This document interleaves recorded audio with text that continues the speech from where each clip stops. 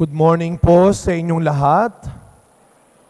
Batiin natin ang mga katabi nating good morning. Pakitanong nga po yung katabi ninyo, gutom ka na ba?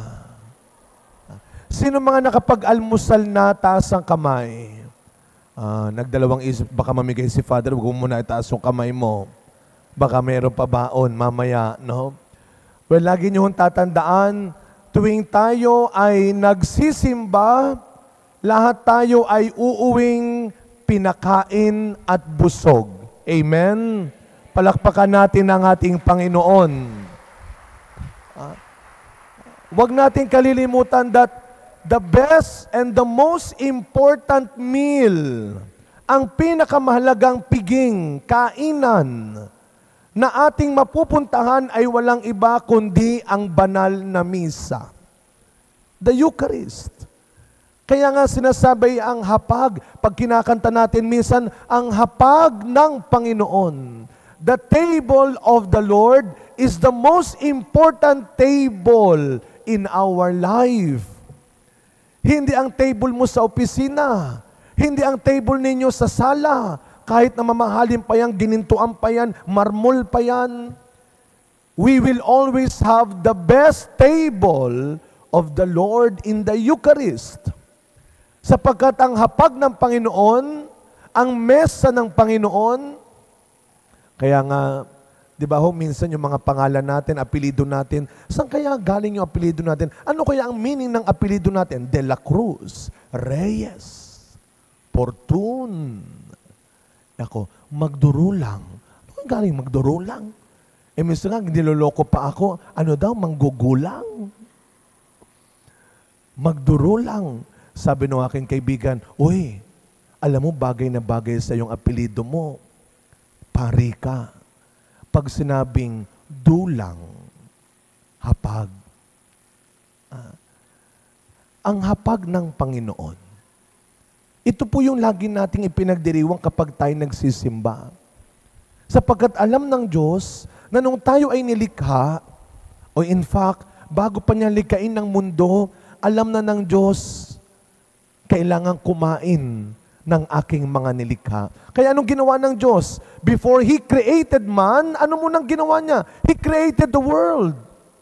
Nilikha niya ang lahat ng uri ng nilalang sa lupa, sa dagat, sa himpapawid na kakailanganin ng mga tao. God prepared the table for man. At lagi nating tatandaan yan. Kaya nga huwag tayong magpapalipas. Pag sinabing nalipasan ng gutom, ayan, anong mga itsura nila? Nakasimangot, busangot, mainit ang ulo. Ba't mainit ang ulo niyan? Gutom. Ba't may maktol na naman yan? Gutom. O may topak na naman? Gutom. Nalipasan ng gutom. Kaya siguro tayo rin, kapag tayo po ay mabilis ng mang-away, nagiging madamot ka na, nagiging sinungaling ka na, nagiging mayabang ka na, alam mo, nalilipasan ka na. Kasi hindi ka na nagsisimba. Hindi mo na natatanggap ang piging ng Panginoon. Kaya nga ho sa ating unang pagbasa, narinig natin kung paano iniligtas ng Diyos ang ating propetang si Elijah.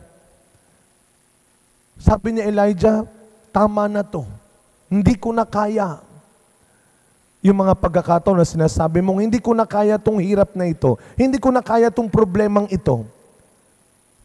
Minsan tinutulog na lang natin, umaalis na lang tayo. And worst, minsan tinatapos na natin ang buhay natin. Wag. Sapagkat katulad ng ginawa ng Panginoon kay Elijah, nagpadala siya ng anghel na magpapakain sa kanya. Kaya nga sabi sa ating ikalawang pagbasa, huwag tayong mag-away-away, maging madamot sa isa't isa. Baguhin na natin yung sinabi ni Elijah, it is enough. This is enough. Sa ikalawang pagbasa, yun din ang sinasabi ng Panginoon, you are enough. Tama na yung away-away ninyo. Tama na yung pagbabangayan ninyong magkakapatid. Iisang pamilya kayo, iisang komunidad kayo, iisang simbahan kayo. Tama na ang away-away, ang kanya-kanya, ang siraan.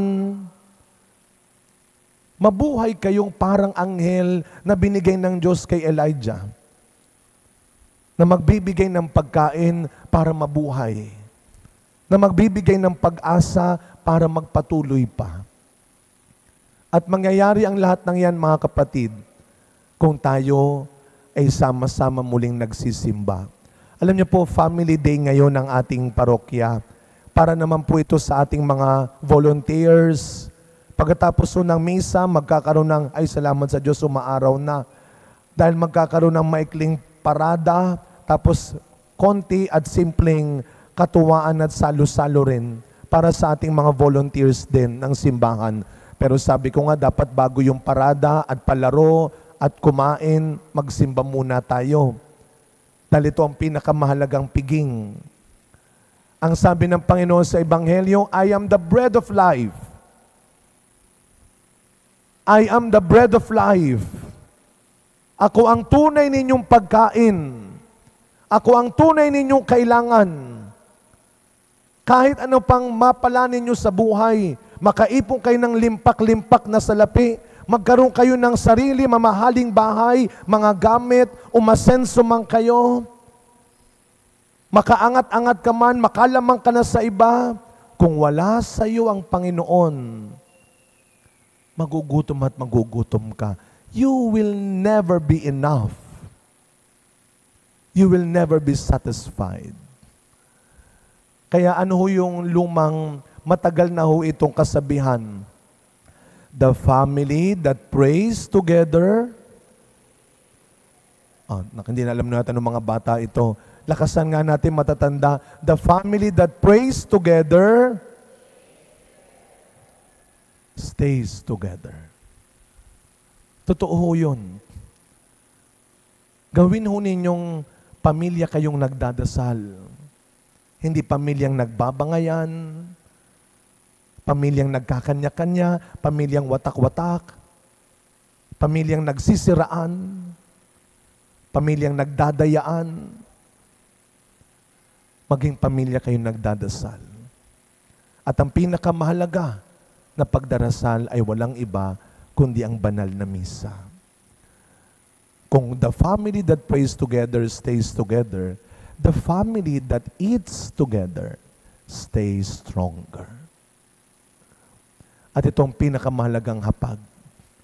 Kaya sana mga kapatid, sa buhay natin bilang isang pamilya, sa buhay natin bilang isang komunidad, grupo, simbahan, huwag nating hayaang may isa sa ating malipasan. Malipasan hindi lang ng tinapay, ng kanin, ng ulam. Malipasan dahil hindi na nakakaranas ng pagmamahal. Nalipasan na dahil hindi na sila nakaranas ng pagtanggap, ng respeto, ng pagkilala. Mahalaga ho ang pagkain sa buhay ng tao. Naalala ko, meron kaming, sa dati kong parokya, meron kami doong si nanay, kung tawagin namin, dahil siya'y nagluluto, siya'y nasa kumbento. So siya'y tumatanggap ng mga, pag may dumarating sa aking mga regalo, bigay. Tapos sabi niya sa akin isang araw, Father, may nagbigay sa'yo ha, nilagay ko na sa ref. Baka masira, baka mapanis, baka masayang, kaya iniref ko na, nilagay ko sa ref, nilagay ko sa freezer. Sabi ko, ay salamat po. Tapos naalala ko, after ng ilang araw, meron nga pala akong binigay sa akin na kinuha ko sa ref. Nilabas ko. Pagtingin ko, binuksan ko. T-shirt. T-shirt pala. Kaya nung nakita ko yung nagbigay, sabi, Father, may binigay ako sa'yo. Nakuha mo na ba? Nagustuhan mo ba? Ay, oo. Ang lamig. Hindi, Father, t-shirt yun. Ang lamig sa katawan. Mga kapatid, sa pagpapatuloy na misa natin, araw-araw binibigay ng Diyos ang kanyang sarili. Araw-araw binibigay ng Panginoon ang kanyang sarili. Ang tinapay ng buhay. Huwag natin sayangin. Huwag natin papalipasin. Dahil yan ang tunay na magliligtas sa atin. Sa hapag ng Panginoon, tayo'y sama-samang magdadasal, magdiriwang, magmamahal. Amen.